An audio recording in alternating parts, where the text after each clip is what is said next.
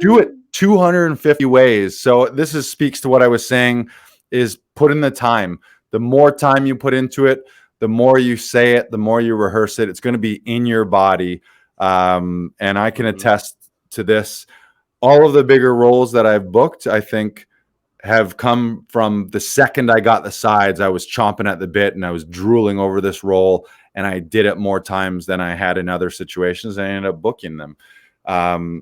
And also, we should say, make sure you're rehearsing out loud.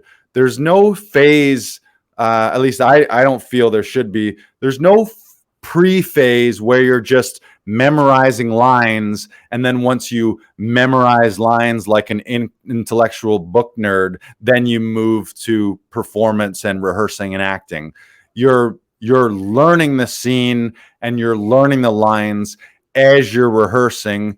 And as Tom always says, I love how this class or our podcast are often, even more so now that we know that there's a bunch of Totteroff watchers on this. But so much of our content is us reiterating and or directly quoting Tom because it's so applicable. Rehearse slowly to later perform swiftly. So you might get your sides, and everyone does this differently. Some people read the whole thing a million times and say it out loud. But the point is, don't sit there going like this is my pet peeve when I see actors, especially when we're helping people run sessions here, and they come in and they got their sides and they're like, I'm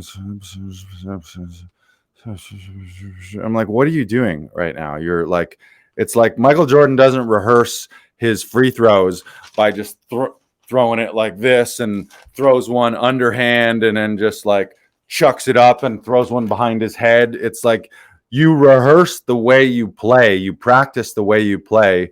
And so don't, like, there's no stage of just like reading it and reading it and reading it. Say it out loud. Acting is vocal, and do it 250 times or 500 times. And what we mean by do it different ways, you might do it in different voices. You might sing it once. You might do it while you're doing something physical, while you're doing the dishes. You might be reciting them while you're going for a run. Or we used to do in the summertime, we'd be playing basketball, shooting hoops. And as we're shooting hoops, we're reciting Shakespeare lines so that it gets in your body. You never want to do it the same way over and over and over again, where you're training your body and your brain to have the same cadence and the same inflection.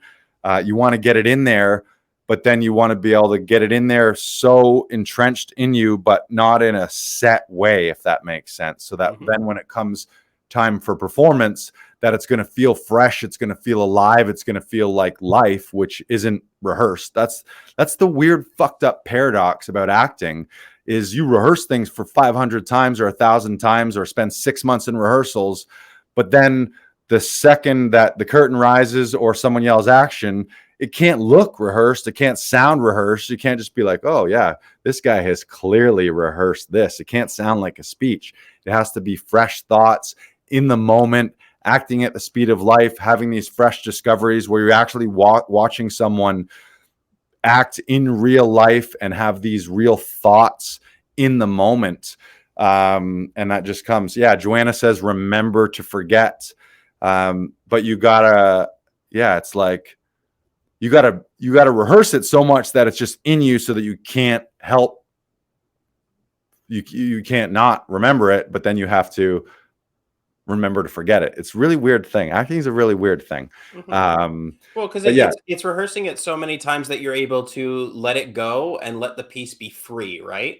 Right. Because the more you, because you what you don't want to do is you don't want to get into a set rhythm like you talked about. You don't want to have like an internal clock, because as soon as we start just doing that, it becomes immediately predictable.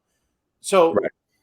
What I really like to do, and something that I have always really loved from working at the University of Windsor, was stepping the text, stepping on each word of the line.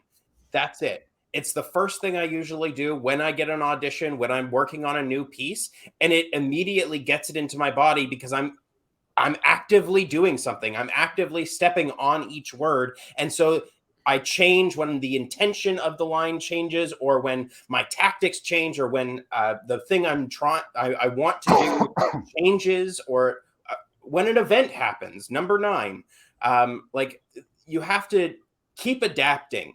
So keep layering, as we talked about before, keep layering on all these different tactics and different choices that you're going to make for your audition, and the better it's going to be. Right. Yep. Yeah, and do it a million different ways, and some ridiculous ways as well. Mm-hmm.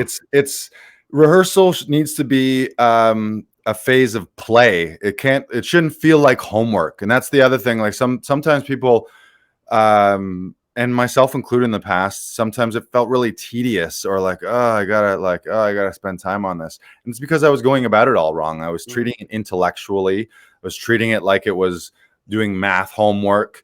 Or memorization homework, instead of say it in a wacky voice, say it in an accent, do it in Irish, do it in Italian, do it in a Mickey Mouse voice, do it in an old Gandalf voice. Like do it 1,000 different ways, so it's just in you a million different ways, and then it's fun.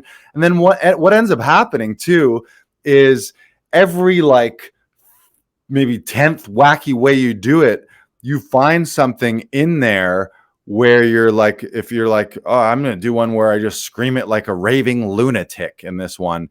And then you're like, oh shit, you know what? That actually worked on that 1 or 2 lines right there. Or if you'll just find things that you end up keeping that if you didn't play in the first place, you never would have discovered them. So just treat it like a sandbox, treat it like what you're a kid, you're a kid in kindergarten, and you're just being ridiculous, and then you can slowly hone it and bring it back to where you want it, and you realize what to keep and what to throw away. But if you didn't have that playtime, you would never found that stuff. And it comes from the time and the preparation and how many times you've done it.